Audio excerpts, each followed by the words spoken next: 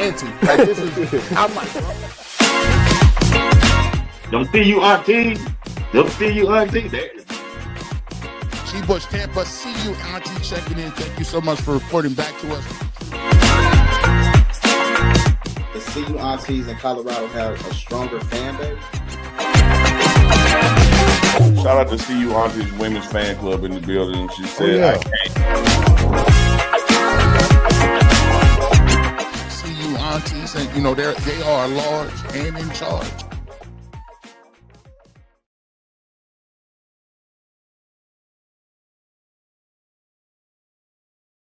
Good morning, ladies. Welcome to our first PassTPrime discussion with the CU Aunties. Glad to have you here. To get started, I want to just have you all introduce yourselves and tell me your introduction to the Sanders boys. I'm Anira Small, and I have been following Shiloh and Shedeur since birth. It started with their dad. He's like 2 or 3 years older than me.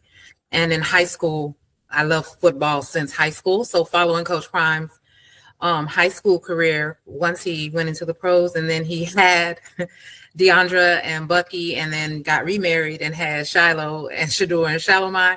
I've just been following them all since birth. Hi, I'm Regina, and I got introduced to Coach when he was playing for the Falcons. I watched him back then and then followed his journey as he was raising his children, and got really, really invested. I watched them some at Jackson State, but got really, really invested when they came to Colorado. And they just feel like they're part of the family now. The whole Colorado football team feels like the family, but really I ride hard for them because I don't like people being treated unfairly, but those are my boys. I love them to death, and I think they're gonna do great things. Hello, I'm Lady C. I have enjoyed this ride for the past 3 years. I was a Lifetime Movie Network woman.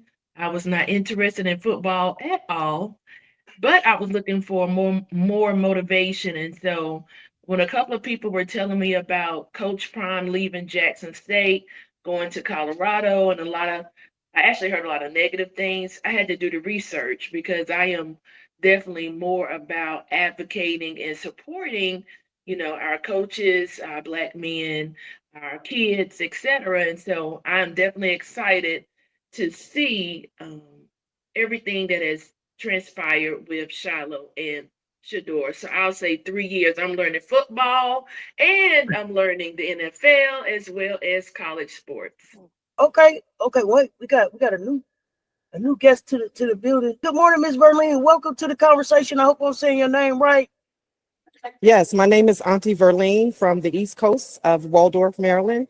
And I got introduced to the Sanders family through following them from Jackson State. I followed them all the way from Jackson State. And I got connected with the principles that Coach Prime was instilling within the players.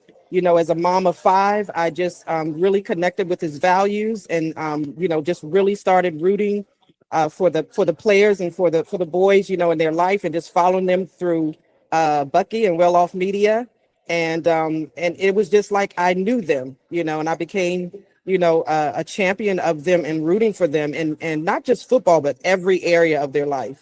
Awesome. So all of you had a different introduction to the Sanders young men. But now they're in the NFL. So we're going to have a real conversation about their path to the NFL, starting with that draft. So when you think about Shiloh's draft process and how that played out, what was your first emotional reaction? Were you shocked, angry, just disappointed? What was that? Are you referring to Shedeur? Shiloh. I wasn't surprised, and I wasn't surprised not in the negative. It's just that Shiloh's position is not the position that's up front. The quarterback is the captain. He's the leader of the team. So naturally, everyone wants to know what's going on with them. I think that worked so much more better in Shiloh's favor, because even though his position is not at the forefront, it is very pivotal in terms of special teams and the defense. So this gave him an opportunity to transition into his space in the NFL a lot smoother than his brother. I think Shiloh actually won as far as the draft goes because he's a Sanders boy. He came from Jackson State and Colorado with his dad. He's older than Shedeur, so he had an opportunity to leave home first before joining his dad. So there were so many things that Shiloh already had in the bag versus Shedeur. Shedeur is the only Sanders child that has always only been with Prime. So this transition for him was very different. Shiloh won in terms of that, which kind of showed how he was able to be so reserved and supportive of his little brother in his moment. I agree. I think that Shiloh was extremely supportive. I think Shiloh's winning attitude and spirit helped all of us. I know for me being new, this is my first time watching the draft. And so I really didn't know what to expect. But I knew that, I guess in my opinion, I felt like something was wrong. And so I felt like the comedy, he just makes life, no matter what's going on, just fun, And so I thought, well, he's handling it great. So I think things are probably okay with him. So I didn't think anything negative when it came to him because, again, he was so supportive of his brother. I really didn't even spend a lot of time, honestly, thinking about his impact because he seemed like he was handling it well. I was a little bit surprised that he did not get drafted. I wasn't expecting him to go high. I was expecting him to maybe be a 5th or 6th round pick. But after his younger brother did not go within the first 2 or 3 rounds, I didn't think he was going to get picked. But then also, Shiloh is a very resilient type of individual.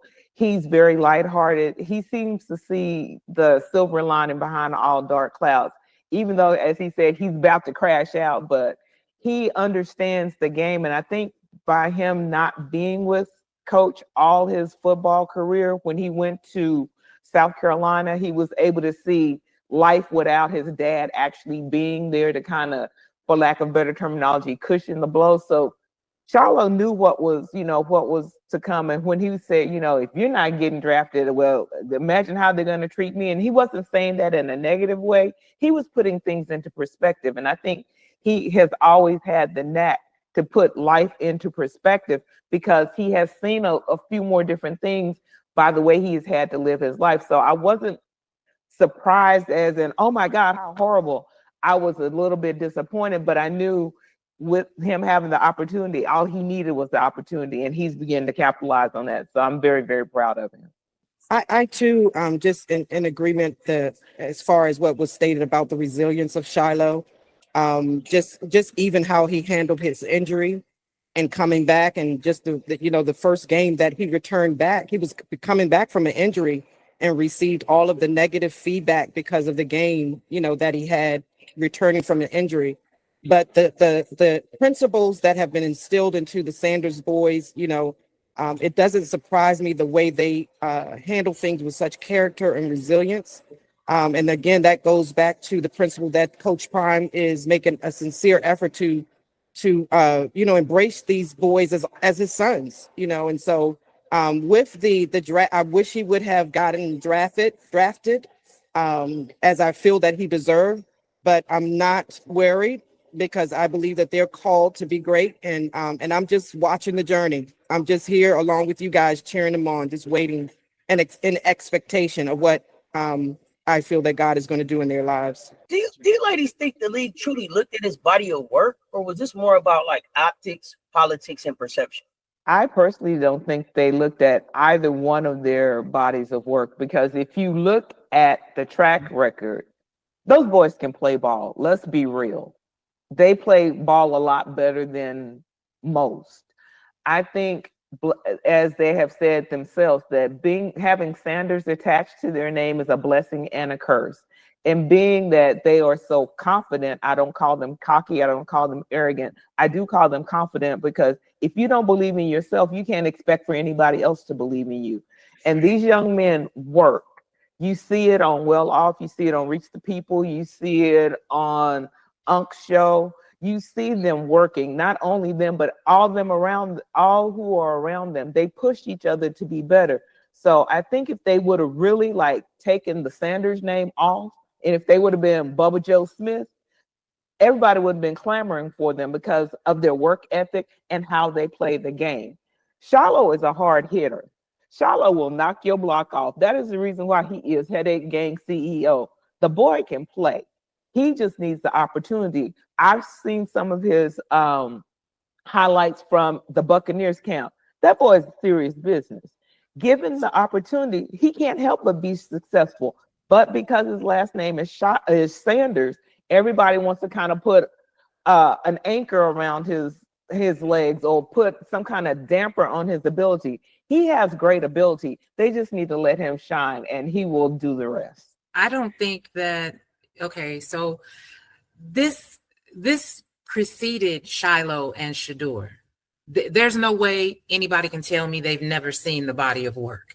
You can't watch Travis or Jimmy, Xavier, Will, BJ. You can't watch any of those players from Colorado or Jackson State and not see Shedeur or Shiloh.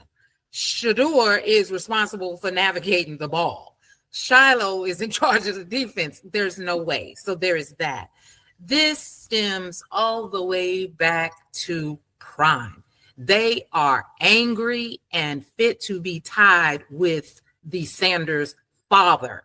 This went back to when Prime got drafted. They didn't like how he handled the draft, the audacity of somebody coming up out the projects, coming here with this swag, this confidence, this knowing and navigating his own path. A lot of people don't talk about that. The whole aura and persona of Prime Time was created to ensure he fulfilled the promise to his mother. He told his mother, I am going to see to it that you never work another day in your life. And he took what they gave him and turned it around for himself. The audacity of him to tell the New York Giants, oh, I don't need to read your playbook. You number 10, I'll be picked before that. The audacity for him to be drafted straight out of high school to a major league baseball team and then get drafted to a major NFL team and tell them both, I'm playing both sports and I'm playing them both simultaneously. The audacity to come out and turn around the pay scale for defensive players. No defensive player was making the kind of money that Prime Time was making until Prime Time came along. So he did all of that, left the league, came back to the league, left the league again, did commentating, then decided, okay, I'm going to try to be a dad. He going to sit on the sideline, watch his kids. Gotta told these people they were going to mess around and hurt these children. And from there, he's coaching. He didn't follow the orthodox path. And he's not white. That's the other thing. He is a Black man who he has been married twice. He has had custody of his children. He has raised his children, not just paid for shoes and extracurricular activities. He has raised his children, and he did it not just with, I make sure they go to school, I make sure they eat, I make sure the lights are on. No, he taught his children the system. He taught his children the game. He taught his children to own their brands. So when they got into college, while everyone else is scrambling, they scrambling on the football field to sharpen their skills so that they can elevate to the next level. Coach Prime and the Sanders children did not follow their rules, and they are angry about it. And they couldn't punish their father, so they are punishing the sons. I agree. Hard work and dedication is what I hear from the aunties today. These gentlemen put in not the normal hard work and dedication, because when you think about Coach Darrell working with Shedeur outside of normal practices, when you think about Tom Brady and others that have worked with Shedeur along his career. When you think about the investment in Shiloh and different trainers and people that have coached him and developed him outside of regular practices, how can you say you don't know anything about these two young men? They have invested in their careers from the beginning. You can see the passion, the hard work, the dedication, and they know that those results should equal what? A great opportunity at the next level. Because you have my film, you know who I am. I have been on TV, in media for the majority of my life. So what went wrong all of a sudden when you have this film, you know who I am, all of a sudden I drop and my brother goes undrafted. And that's the conversation that is continuing to happen in media right now. So for those of us who really understand that there had to be something going on within the NFL for this to happen, because we saw in preseason, or we're seeing in preseason, because that's now, Shedeur did an exceptional job. Shiloh has done an exceptional job. So what is this conspiracy, or these changes, if you will? Because from Mel Kiper Jr., other analysts were saying that Shedeur was going to be in the top 3. And now all of a sudden, you have a 5th round draft picker. That's why I love this, because like Shiloh is the silent but deadly weapon. They do not pay attention to Shiloh. And really, you should be paying attention to Shiloh, because Shiloh is prime time. He is prime time through and through. He is smiling at you. He is joking with you and knocking your block off. I don't understand how Shiloh, it's funny to me. They are so accepting of Shiloh. Oh, Shiloh is so funny. Shiloh is so sweet. Shiloh is so nice. Shiloh will have you wrapped up like a pretzel, and they don't see him coming. And that is one of the attributes I so love about Shiloh that he has taken from his father. He knows how to control the room. He knows how to dictate how you're going to leave. He comes in the room and shakes hands and he smiles and jokes or whatever. And everyone is like, oh, that's Shiloh. He's so humble. And Shiloh is no more different than his dad and the other Sanders children. It's his delivery. It's his presentation. He understands, and he truly has learned that from his father. It's all in the razzle dazzle, baby. It's in the swag. Give the people what they want. Take from them what you want. And I also think it's really cool how Shiloh, when he got drafted, when he signed with the Tampa Bay Buccaneers, he didn't go in there, saying, well, I'm Deion Sanders' son, this and this is going to happen. He was like, he came in there like any Joe Blow off the street. He's like, I'm going to be the snack guy. I'm going to learn from you. He's taking time. He's going early to meetings. He's staying late at practice. He is putting in the work. You cannot deny the young man is hungry, because he's out there. He's talking to them. Well, what route should I be running? What am I missing? What should I be doing this? And when he blocks somebody and he knocks them out, hey, of course he's gonna have his dad's swagger. He did something great. You don't see him coming. Everybody's just like, oh, that's just Shiloh. Like you said, keep watching and you're gonna see, yeah, that is Shiloh. Shiloh will get you before you even know it. And all of a sudden you laid out and you thinking, oh, that was Shiloh. He's got talent. He's got a lot of talent, but you don't expect it. And that's the worst thing you can do, is to expect the unexpected, and that's what you get with Shiloh. Shiloh has another level of perseverance and strength that I have not seen in a young man in their 20s. Me being the age, I'm not going to say that I am. I wish when I was in my 20s in corporate America that I had that level of perseverance. Also, even listening to Shedeur, I mean, some of us thought it was awful. Some of us were mad. Some of us were ready to fight back, start a movement, whatever words that came to people's minds. But they have this level of strength, joy, perseverance that a lot of people really don't have. I mean, they have been taught no matter what happens, keep going. And I think that's one of the prevailing messages that I have enjoyed to see, and it's even helped me in my own life. Listen, things are going to happen, whether it's fair or unfair. We're not even going to spend a lot of time. We can only control what we can control. And those are the things that we're going to control, and we're going to move forward. Why? Because we know in the end we win. We know who we trust in. We know where our faith is. And we know what our roles and responsibilities are. We're built for this. And so that's one of the things I can appreciate about their father. And as a result, you see the seed. You see Shiloh and Shedeur persevering, whether it's the media, whether it's whoever it is. The media has decided, not all, but some of the media has decided no matter what they do, right, it's always a flip or a twist to a narrative.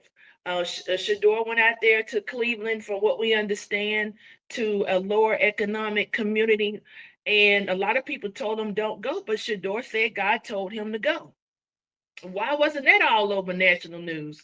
That never made it to national news. So again, there are opportunities where they're serving in the community, they're helping people. Those things don't really spill out, but other things that really don't matter have spilled out in the media. So I would love for the media to take a step back sometimes and just think about, how you're showing these young men when all the other young men their age and, are young football players, you don't give them the same criticism. I want to stay right there. I want to stay kind of right here. What lessons do you think younger players can take from how Shiloh, specifically Shiloh, handled this situation? And I want to make sure we stay kind of in the Shiloh groove right here, and then we'll go into the Shedeur groove. So, what lessons do you think younger players can take from how Shiloh handled his situation? Shiloh has a mafia mentality, not from the gangster perspective. Shiloh has a mafia mentality that you don't ever let your op know what you're thinking. He controls his behavior and his thinking. And I'm saying it that way because oftentimes we can be thinking one thing and then we're moving in the opposite direction of what we intended to do. Like Lady C said, Shiloh has amassed an incredible attribute of controlling how he thinks and how he moves. How this resonates with younger players or even younger people is that you can do a whole lot of things without people knowing that's what you're doing. Case in point, his whole delivery during the draft. I cannot imagine being the older brother standing right next to my baby brother, having to watch this. And I know it's nothing I can do. It's nothing my other brother or my sisters could do. My dad can't even do anything. And even in that moment, Shiloh is sharp enough to know, okay, well, we're just going to tell jokes. We're just going to tell jokes. We never give people more power over us than we have over ourselves. This is our moment and we will control it. And I cannot let my brother for a moment ever question why we are here. This is why we are going to be here. I got to follow up with you right here. I'm sorry. I got to jump in. I want you two to answer too, but I want to stay right here because I feel like the goal, and we're going to dig into it. I felt like the goal with the way that it was handled was that they thought that they were going to get two birds with one stone. Mm-hmm, mm-hmm, okay. Mm-hmm. And so what I felt like they thought was like, oh, we're going to watch them both crumble. We're going to get to see them both crumble. They had their popcorn out to watch two crumble. And what you saw was two raise up. You saw two raise up. How how did that make you feel as CU Aunties to see that? Because the absolute goal was we're gonna get 2 birds with 1 stone for 3 days in a row, and we're gonna make it the most entertaining thing. And so to see them be able to flip that, how did that make you all feel as aunties? It was the most extremely cringe. upset. Yes. Oh my God. I was yes. extremely upset. You got to think about me. This is my first draft, and I've had a lot of people tell me what to expect. I literally had to change my life that Saturday.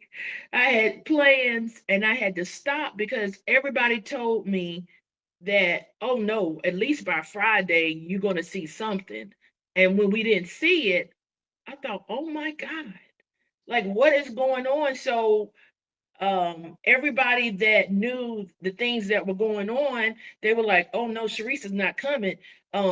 She's got to see, what's going on in this draft. I was extremely upset. I was calling everybody that I knew, anything about football, like what is the expectation? What is going on? What am I missing, etc. And everybody that I knew was so shocked of what was happening in that moment. Like to your point, when your parents can't help you, your siblings can't help you, that is a crushing, right?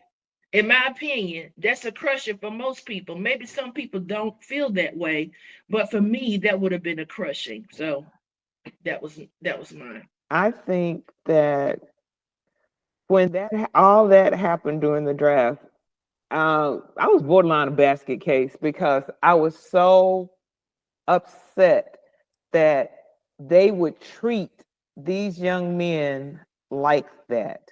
They have done nothing to the powers that be NFL. I'm talking to you. They have done nothing to you.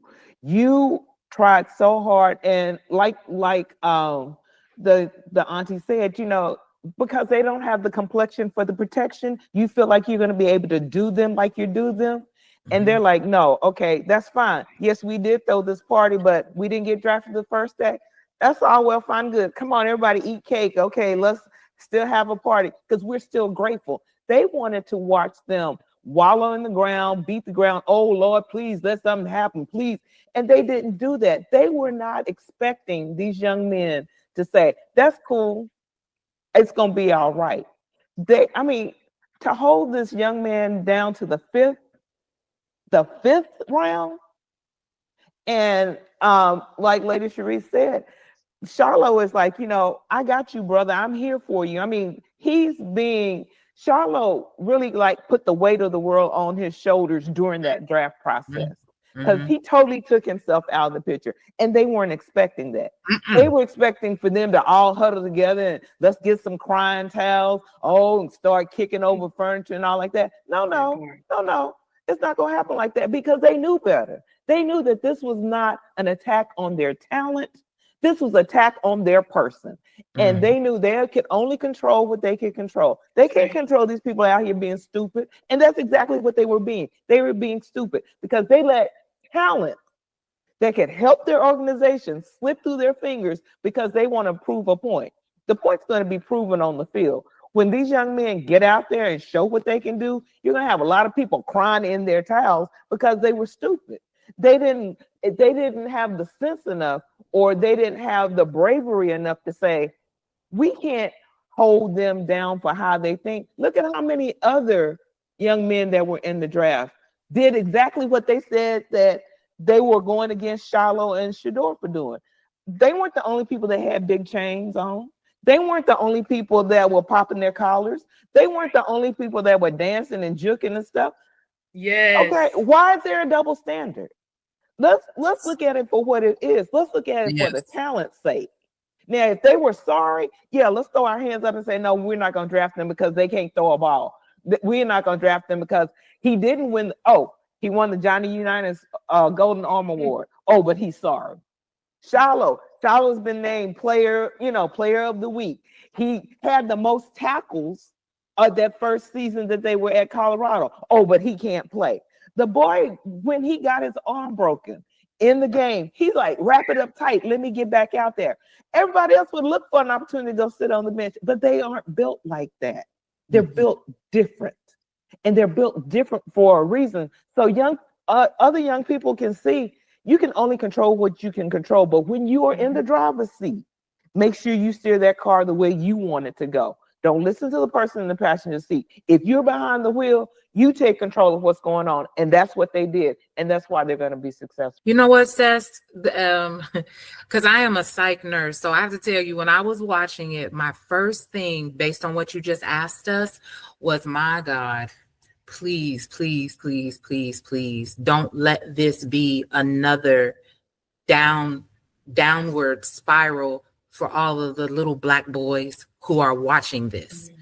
And then my concern switched to the mental capacity of Shiloh, one, because like Regina said, he was carrying the burden of the Sanders family that entire weekend.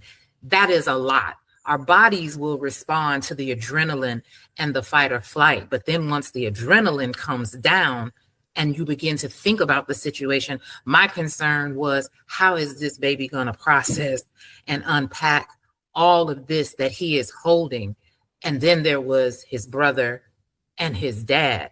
It was a lot. It was very hard to watch.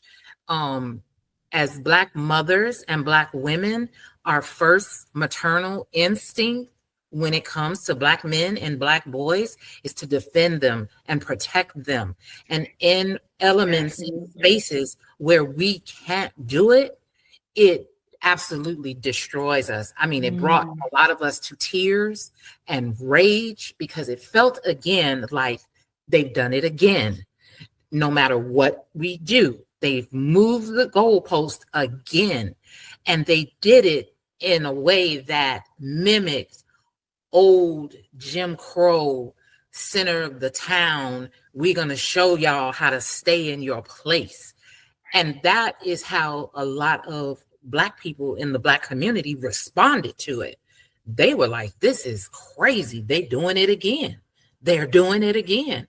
And if they can do it to Coach Prime and Shiloh and Shedeur, we don't have anything. But in that moment, like I said, people sleep on Shiloh Sanders. Shiloh grabbed the reins and was like, not today. Not today. We're going to party all weekend. We got all this food here. Mama T and decorated. We're going to have a great time. My brother is going to have his NFL draft weekend. It didn't look like it was going. It doesn't look like what we planned for it, but this is his moment, and I'm going to see to it that he has this moment. And by third day before they got their phone calls, I wasn't so alarmed anymore. I wasn't so worried. And I could see in the social media chat rooms and stuff that instead of the kids being negative, it appeared that it turned their attention to Shiloh and Shedeur up times 10 in the most positive way. Kids were chanting and talking about them all weekend. So at that point, I wasn't worried anymore. But for a moment there, as a Black mama, oh yeah, I was ready to lace up the Air Maxes, and we need to go to Canton, Texas right now. Well, we write it down. We write it down. Shiloh has always been a big personality, but also a big heart for his teammates and the game. How do we keep that part of him front and center when the headlines don't? I think we as aunties and supporters have to bring a lot of stuff to the forefront, because we know that anything negative, they're going to throw it out there before they even fact check it to see if it's even true. When we find something that they do positive, no matter how small, like when Shiloh, when they were doing the Kentucky Fried Chicken thing, and the lady, Miss Connie, who worked there, and he's like, no, you're going to go home today, ma'am. How much is your day to go home? And she said $250. Now, everybody know nobody make $250 a day working at no KFC. But he didn't flinch. He's like, no, I want to take care of you. He has a very big heart. When the little boy came there and wanted to play catch, he stopped what he was doing after practice and he went and played catch with him. He has a big heart. All of them have a big heart, but nobody ever wants to show that side of them. They just want to show them crashing out, or they want to show them in a negative light.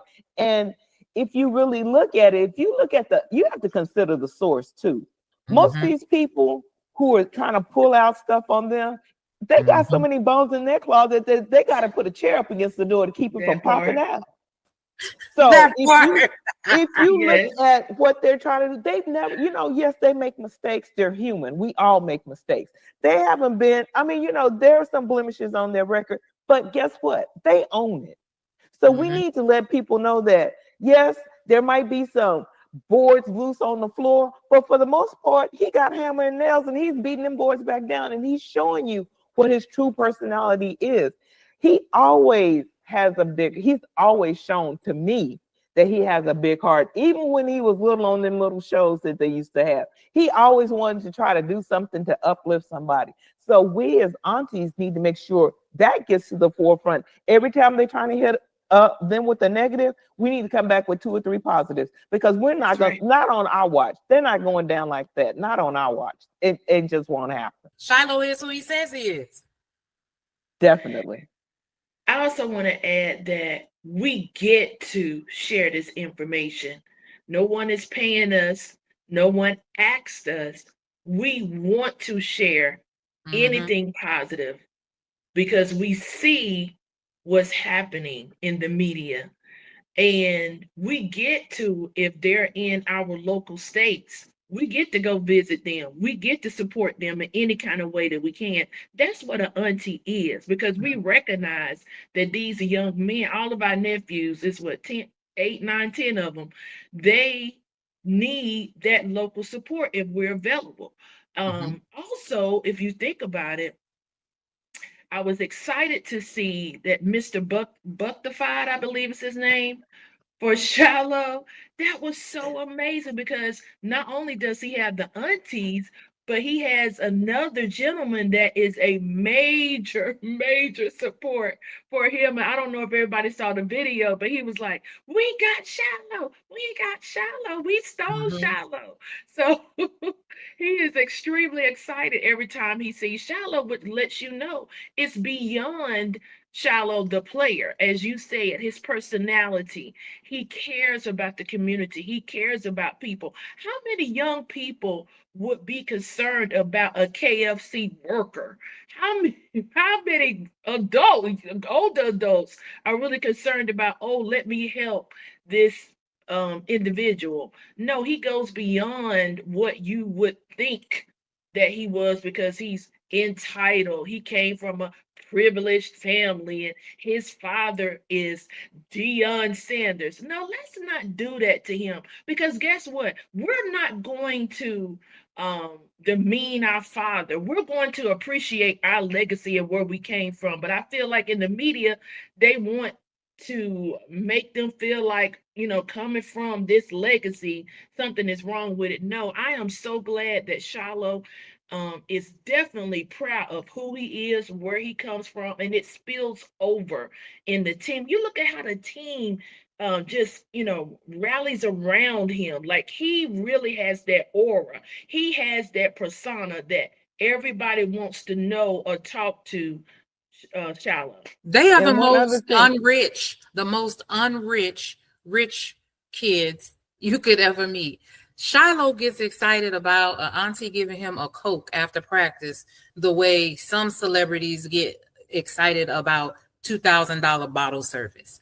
They don't rush to red carpet premieres, but they will go to a 7-on-7 kid football game. They will go hang out at the community center. Shiloh gets on his Twitch and YouTube channel all the time, talking directly to us, the aunties. Aunties, tell me where I can go eat somewhere good in Tampa. I want to know where I can go eat. And when he's talking to the people he knows supports him. So I don't really pay attention anymore. I used to, I won't lie. I don't really pay attention anymore to the haters, because as Denzel so eloquently said yesterday, people who can do, people who can't talk about the people who are doing it. Right. Shiloh is an amazing young man with football gone. And that is what makes him so threatening. He is an accomplished, classically trained pianist. He knows how to produce music. I mean, he is naturally funny. He has a aura and radiance with an audience with a mic and camera in front of him, regardless. He knows how to switch between professional comfortability and community just like that. So his energy that radiates from him is why so much love and positivity gravitates to him. It is infectious in the most positive and beautiful way. I love Shiloh's energy. I absolutely love who he is. Well, you answered the next question before I could ask it. I'm sorry, Miss Regina, go ahead. One other thing, if you notice that Shiloh never brags about stuff that he does, because the young man he even is still reaching back out to the players that are still in Colorado, because the young man, Yaya, I just love Yaya. He is so funny. Yaya didn't have a way to get around. Shiloh gave him one of his cars. He didn't like get on screen and say, Yaya, here's the keys to the car, whatever. We wouldn't have never found out about it if Darius wouldn't have said something about it. Yaya didn't say nothing. Shiloh didn't say nothing, but he saw the young man had a need. Yaya started telling people, when he was interviewed with Darius, that Shiloh, he didn't have a way really to get around, and he didn't really like living in the dorm. Shiloh was like, come on, stay with me, man. Let me help you out. So Shiloh wants to help people. He has a genuine heart for the people. And he's not gonna let you make him look foolish or try to run over him. But if he can help you, he really wants to help you. And that's not the sign of an entitled person from where I sit, because I've seen people who have far less act far more arrogant. So we have to just keep putting the positive things out about him and his brothers, Bucky included.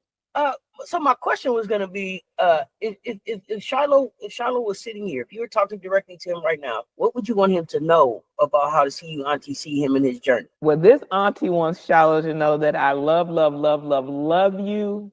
I think you are awesome. You need to continue being what you are right now. Don't let nobody change you. You have a good head on your shoulders. You have a good heart in your body, and you have been trained properly by your dad, your grandma, and everyone who is around you. Don't change for nobody. You know what's right. Always do what's right. Don't let the outside noise get to you, because you're going to hear a lot of voices, but listen to the inner voice and trust what you've been taught. And if you trust what you've been taught, you can't help but be successful. And this auntie in Texas loves, just loves you to death. Shiloh, I would say you are an amazing leader. You have a great heart. You give, you share, you work hard. You are resilient. You give all of us another level of joy just watching you through your daily interactions that we see, whether you're on Twitch or just a clip from whoever. You really are an example of a great leader and a great football player. So I would say continue to be who you are. Continue that praise music too, because that was important as well. Those praise breaks y'all took on draft day. So again, you are a great young man. I would say to Shiloh that we absolutely support and honor who you are as an individual, and we want you to continue to nurture and protect who you are. From Jackson State to Tampa, continue being that radiant light of energy that all of us, and family included, that all of us are able to tap into. Because as much as you feel like the aunties give to you, you give us so much more. We come from a different time, and we did not have the means that you guys have. And I'm not even talking about money. There is so much access to elevation now that you guys don't have to go through the struggles. But what we love most about Shiloh is you respect the process of those that came before you, that have made it possible for you to do the things that you do. And for that, we love you and we support you, and we will continue to encourage you. All right. Now I'm gonna ask y'all to go back to draft day, first day. My God, today. I want you to go back. I know it's a dark space, but I need you to go back because I want your unfiltered reactions to these questions. Like, so I want you to go back to it's draft day. We in front of the TV, whatever snacks. Like, we expecting to see Shedeur come off of this screen. And when you saw Shedeur not get drafted, when you thought and saw the spin around it, how did that make you feel? And I don't want to know as a fan or just as a CU auntie, but as a woman, as a mother, as a Black person watching this unfold, I want your emotional responses to what that did for you. Ooh, sis, you really took us. It is still it's hard emotionally. because they shouldn't have done it like that. It was hurtful. Injustice. It was hurtful. There was no reason for that young man to have to go through what he went through. He didn't do anything to anybody. No. And for them to be as low down, not worth the gum on the bottom of my shoe, walking in dirt water, to treat that young man like that. They couldn't justify why they were doing that.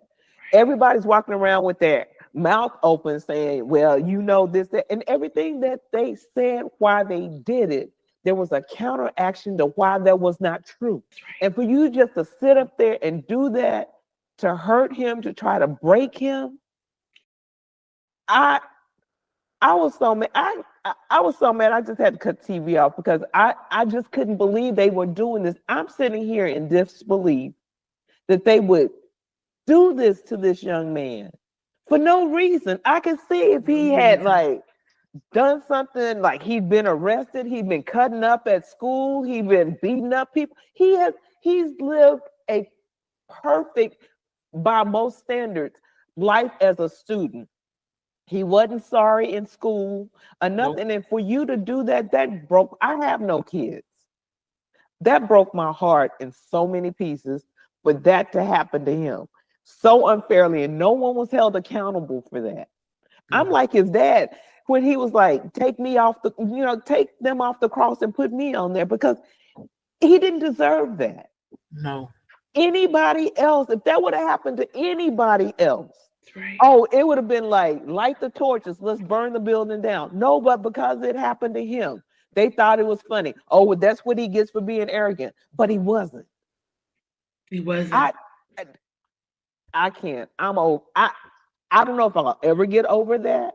No. Because no, that's not my child. No. I'm not blood related to him, but that was wrong. We don't have to be related. It would be the same if one of you ladies right now, something happened to you.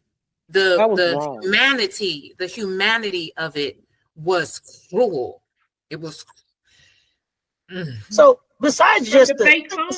not getting drafted. I'm sorry. Besides just not getting drafted, we also had the prank. Oh, that now see that little boy should have been taken behind the woodshed, because that was stupid. His daddy should have been held more accountable, because how I would say you leave that number up and out on somewhere where you can get it, especially when it's a brand new phone. They got it especially for draft, and all of a sudden this young man, he walking by and he just saw Shedeur was the only number that was up. I'm sure they were looking at other players besides Shedeur, and then for them to say, okay, let's prank him, and the Sanders handled it a lot better than I would have handled.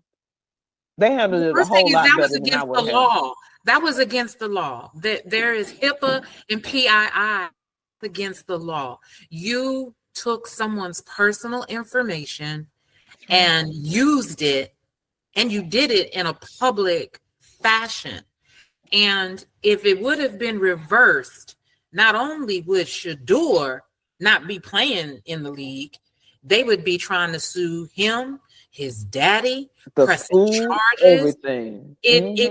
It just felt like a virtual episode of Rosewood Black Wall Street, all of Black America was tuned in, and we were cheering and we were happy, and we had to sit there and watch one of our finest. Just,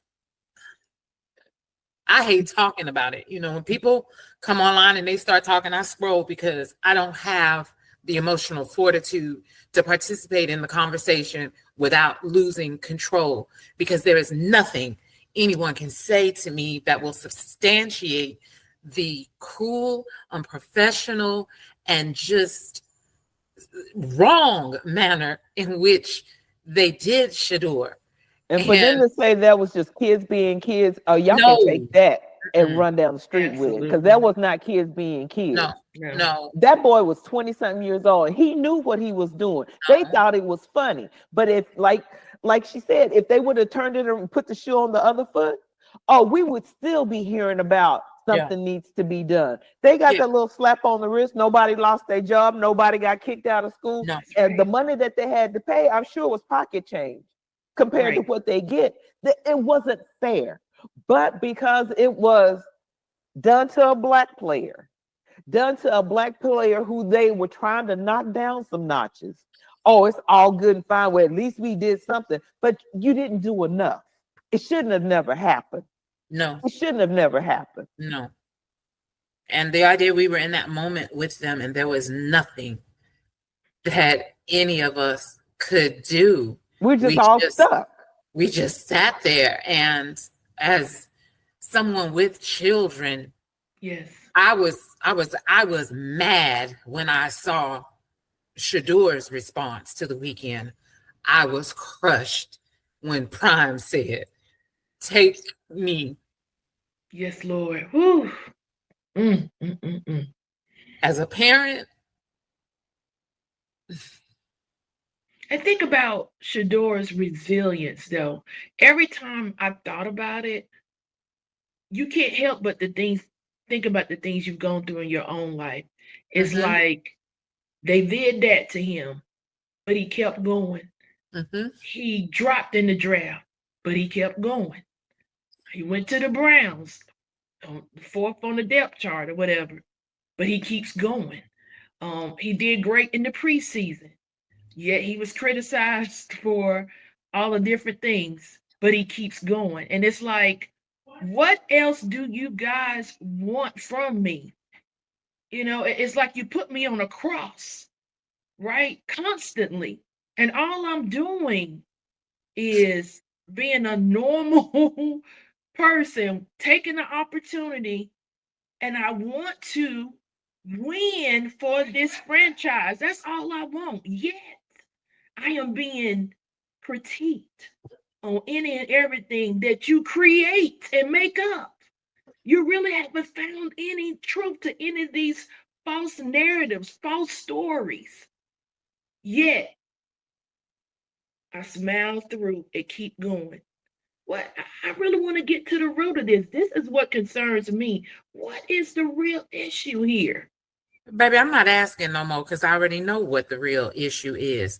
Again, he is Black. He is educated. He is rich. He is confident, and he is comfortable in his own skin. I'm not going to ask somebody for something they don't have the right to give me. And I'm clearly not going to teach my children or any of the other young people in our community to do the same. At this point, like I said, I don't care what the haters have to say. And Shedeur Sanders is saving a lot of people with his grace. He truly is, because we know in our community, no, you got to pay your fare. You gonna get your stripes because of what you did. But this young man has shown us with his emotional intelligence, because TT, God is still working on hers. I can't readily say that I would have walked out of that situation and got on a plane and went to Cleveland and been able to show up to practice and do what's being asked of me to do, and not have some itty bitty crumb of bitter kryptonite on me from that. But I understand that sometimes God does do certain things, not because we necessarily did something wrong, but because we did something so right. And it is hard to wait for his time to take place because we want what we want right now. I want justice. I want him to be compensated and to be acknowledged and atoned for what they did to him. But it's not my position to do that. And one of the greatest things I've learned from Shedeur is things out of your control. It's nothing you can do about that. Do what you need to do and keep pushing. And I think he is being a great example for all of us because everything that has happened to this young man since being drafted to the Browns, who we know, I don't care, you cannot convince me that they want him there. You can't, especially that coach Kevin. I don't think Kevin cares two flips in a bucket about him because he shows up to practice. He gets his reps. He's got these high percentages, but yet and still they want to, you stay back here, you stay back here, you stay back here. Not now, not now. I mean, I was so disappointed when they said he was thrown to the equipment manager because they didn't let him get any reps. Really? This young man is a star. You might not want to acknowledge it, but we know what he is. We know because when he gets out on the field, we see what he does. But yet still, you still want to find some way to try to squash him down. But he's like that donkey that the man tried to bury in the hole. He threw dirt on him, and the donkey shook the dirt off and stepped on it. And finally, the donkey shook off enough dirt to where he walked out on flat land. Shedeur will rise from this. He will become a better person from this. And everybody who's sitting there trying to find a way to knock him down, they're going to be the ones knocking at his door, asking for some help. And guess what? He gonna help them. Don't come knocking at my door because I might not want to help you, but he gonna help them because that's what's in him. So I pray for him all the time. I pray for all the Colorado Buffaloes that are in the NFL because people will not acknowledge them for who they are. All they see is Prime and Prime being what he was, and they're trying to not still attack him through these players, but they don't understand that Prime has also taught them how to be resilient. And all of them are holding themselves to a higher standard than any of these people who are talking about them ever would hold themselves to. That little Tony man who won't say nothing nice about him in Cleveland, that little Mary Kay lady, she can go kick rocks with open-toe shoes on till her feet bleed because none of them are telling the truth. No. Call it as you see it. I can see, no, he's not going to make every throw. He's not going to make every completion, but call it like you see it. Don't try to push one up by pushing another one down. Just lay it all out on the table and let the facts speak for themselves. And if you look at the facts, then we see Shedeur is far and above most of those quarterbacks out there on that team. And also, they need to get a new trainer. This boy been hurt more in Cleveland than he ever was hurt in Colorado. That don't make no sense. But the other thing is that Shedeur has a Mr. Miyagi mindset. And the Karate Kid, Daniel, went to Mr. Miyagi to learn how to fight and do karate. Mr. Miyagi made him wash cars and clean the side of that house. Daniel said, "You're not teaching me how to do karate," until Mr. Miyagi tried to punch him and wax on, wax off, showed him, well, yes, I am. So for us, we're like, Shedeur should not be throwing to trainers and water boys. But for Shedeur, if somebody got a set of hands and my arm is warm, I'm throwing to him. Because as long as I keep on throwing, I will be ready to play. And they thought when they put him on the field on that first game, after having limited reps, never working with the ones, that he was going to get out there and he was going to fall on his face. Psych on your mind, make your booty shine. Wax on, wax off. Wax on, wax off. He was ready. We're the ones that, again, maternal, we're the ones that are like, that ain't fair. That baby should be out there. Shedeur said it don't matter. If this arm is in rotation and I am able to throw this ball and somebody can catch it, as long as I keep on practicing, I'm going to be ready. And this is where we are. As far as these injuries are concerned, I'm not going to try to assess anything. But baby boy was sacked 95 times in 2 years. And you mean to tell me he been in Cleveland for a couple of months and we are benched for obliques. Okay, y'all, I ain't gonna hold you. All right, if that's what y'all say, okay. And the fact that Shedeur is calm, I was like, I'm gonna just mind the business that pays me, because just maybe, you know what? Never mind. It's none of my business. It is what it is. If that baby say his obliques hurt and he can't play, then that's what it is. But 95 sacks in 2 years, and Prime had to walk on the field. Y'all remember that game? Prime had to walk on the field and tell Shedeur, That's right. You coming out. You coming out. An oblique injury, a sore arm And injury. he played with a crack back. Okay, I got it. I guess if y'all, Yeah. I guess we're not gonna say nothing, because as soon as they announce something about Shedeur, I run my hind parts over the Bucky page and over the Coach Prime page. I need validation from a credible source. They not saying nothing. Oh, okay, then I don't need to be worried about nothing. It's okay. If that's what Cleveland say, we ain't gonna hold y'all. Do y'all think the way the media frames Shedeur, cocky, unfocused, distraction prone, would look different if he were a white quarterback with the same resume and stats? Yep. You mean like Arch Manning? Yep. That part. Is a good one. That part. Again, the bottom line is this: Shiloh is prime time. Shedeur is Deion Sanders. Yes. He is reserved. He says what he means what he says.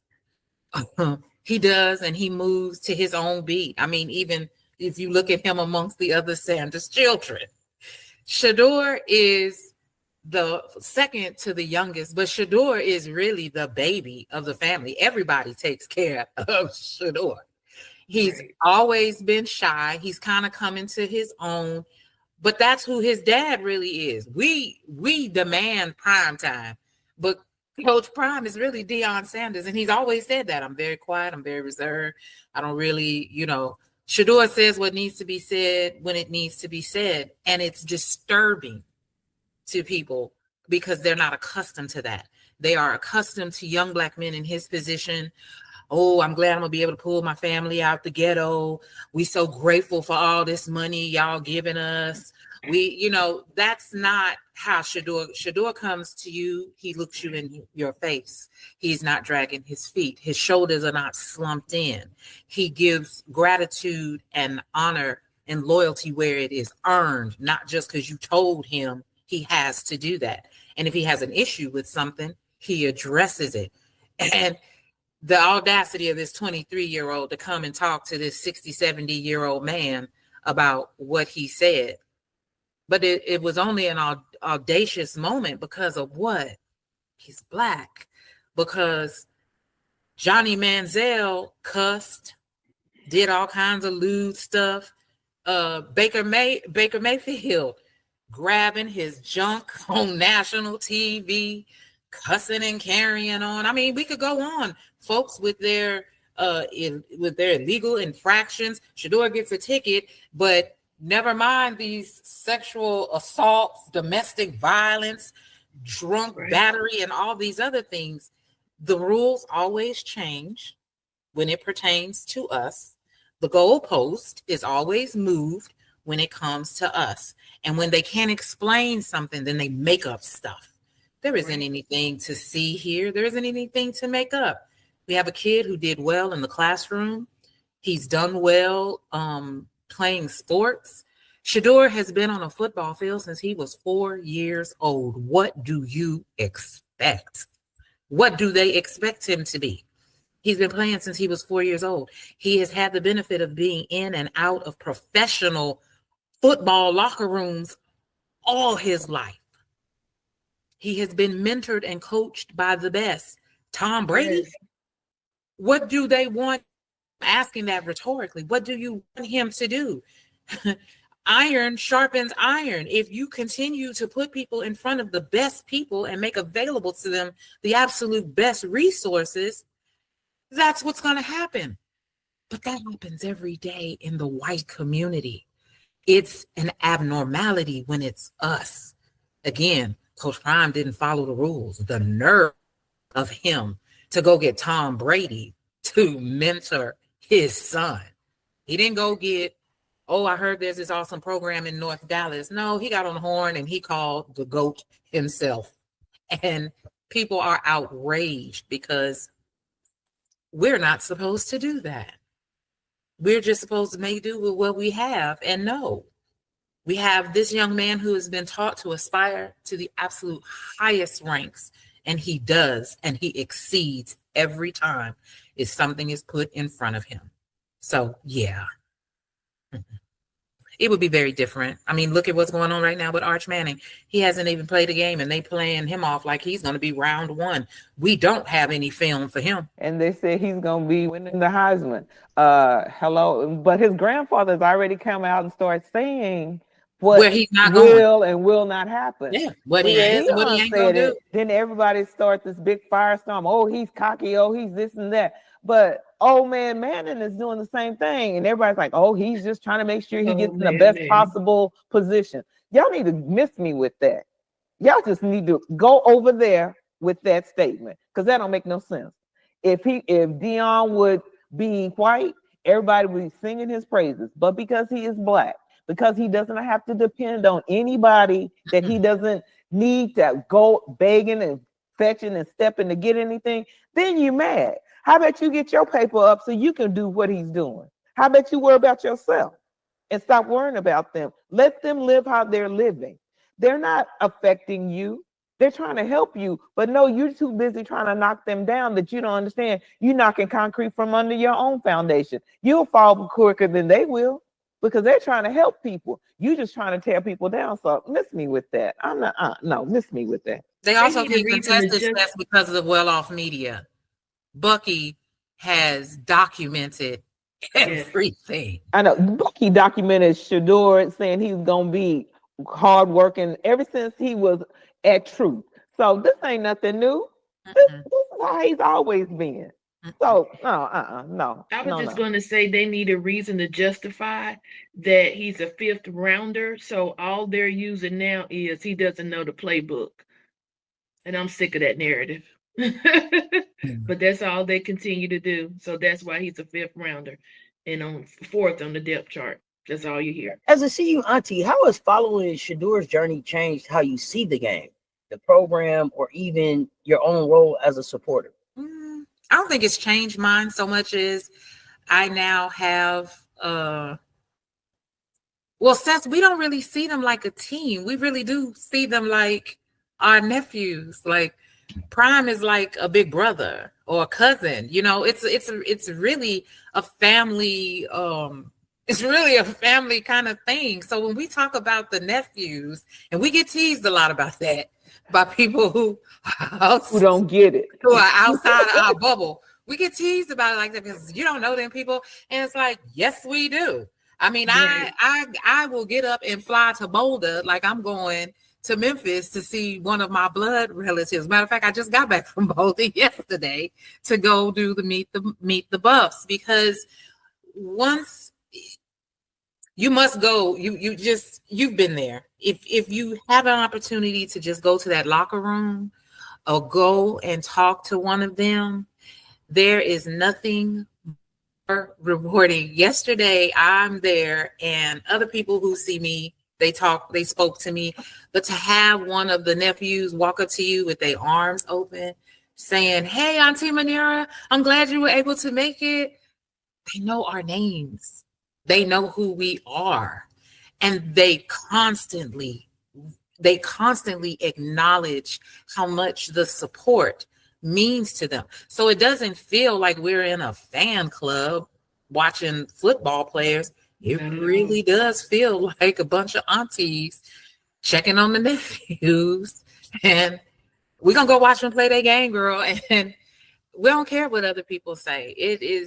It hasn't changed the game. It has made me tune in. I hadn't watched a professional football game since Dion played or Randy Moss played. I had never really had a professional team except for when their father was playing, because all of the football players now, they sissy la candy boys who just play for endorsements and bonuses and stuff. Like, you're not really out there on the gridiron, but Shiloh gonna go out there and knock somebody out. We getting ready to see some gridiron football. Shedeur is definitely playing like a real quarterback, but I mean, golly, you've only been trained by Tom Brady. So what there's that. So I buy the merch. I'm decorating my house with Colorado Buffalo stuff. My wallet is in a chokehold. My wallet is in a chokehold right now because not just Shiloh and Shedeur, we got 7 other ones that are playing, and I got to buy merchandise and go to their games too. And I don't think twice about it. When people say, you can't do that, mind your manners and your business. This is family business you're talking about. And if somebody come online and get disrespectful, oh Lord, that part. We got time today. We That got part. plenty of time today. Follow us on Twitter, right? On X. You really don't want to wake that up. Say something disrespectful even on if you want to. Instagram. Because I know TikTok over there. Oh yeah, I got time and I got all the smoke. Please say something about anybody. Say something about the baby buffs and the NFL buffs. Please and thank you. Say something. We ready. As we get ready to wrap this up, same question. If you were speaking to Shedeur right now, if you had a chance to speak to him directly, what is it that you would say to him? Keep being you.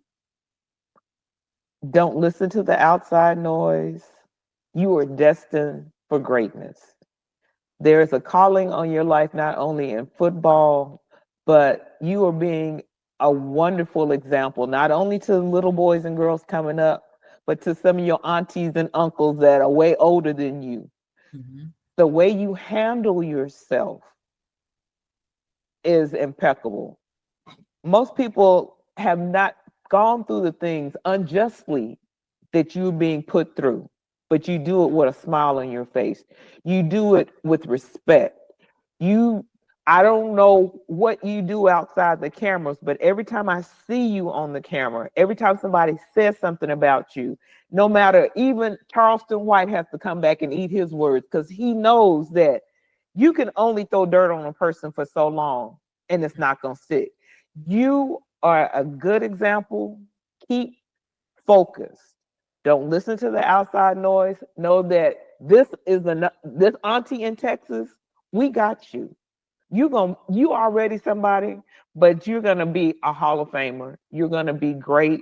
I wish you get traded from them Browns who don't like you, but if you gotta be there, show up and show out like we know you will, and we love you. Shedeur, I'm gonna start with a thank you. Thank you for being you. Thank you for caring about the community, the youth. Thank you for being resilient. Thank you for being mature, as you call grown. Thank you for making decisions that many of us don't even know, but you endured and you won. And I am excited to be a part of your future endeavors, what I can see and how I can support you. You are a great young man. God is guiding you and leading you. You have a whole lot more supporters than you do haters. So continue to march forward. God got you, and we are here for you. I would say to Shedeur that we are proud of you beyond words and measure. And in every lifetime, there comes a special person that God chooses to change the way we do things, change the way that we think, and change the way that we move. And you are him. For whatever reason you were chosen, you are shifting the culture in a positive way. You are bringing people together. You definitely are filling the gaps in our community. It feels like a Saturday afternoon at grandma's house every time you are on the screen playing football, even when we do it vicariously through our live streams, our chat groups, our posts. You have reminded us of the greatness that humanity is, not was, is.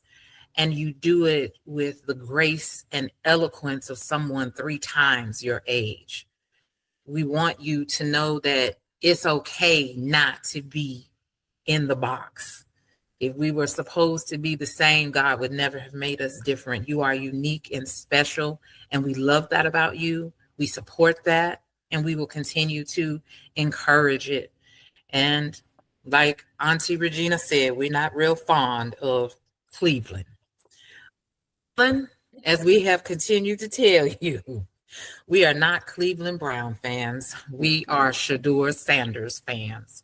And as long as our nephew is there, we will be as loud and as excited as the level of disrespect you continue to throw his way, because God said, not y'all.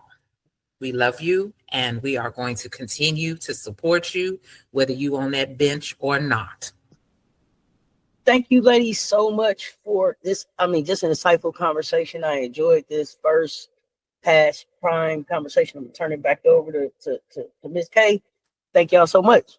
Thank Says you. he cannot come back on here again making us cry. Exactly. Because, baby, you said we get ready to get deep, and you went to that draft. I just want to thank you guys, because this, and I wish I could have a better setup for you guys and figure this out, but I'm working with what I got. You guys have embraced a lot of what women are thinking and feeling in our community. And I just want to thank you. And I'm going to do my best to make this good. And I hope that you guys join us again. That's why I didn't want to say what it was, because we would have had different type of people on here. But I really expected you guys to say exactly how you feel, because I watched you. And I just want to say thank you. Apologizing. We've had this conversation. It is the quality over the quantity. Yes. So we don't need the pretty set. Happy. This is your Coca-Cola after practice. Child, you need to show the real and the raw. That's what you're doing. Let's give it a set. We are having a lot of questions. You guys don't know. I have 20 questions, and I just asked her. I didn't give her. I said, give me questions. And she came with townhouse questions.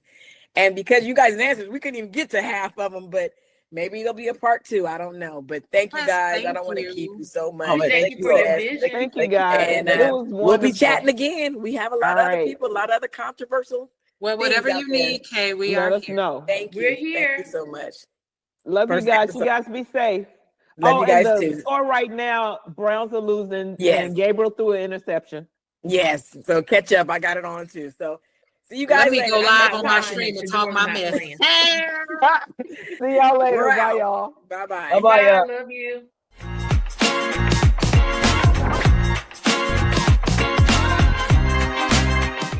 Special shout out to the CU Aunties too, because they were out there in force again, as they always are.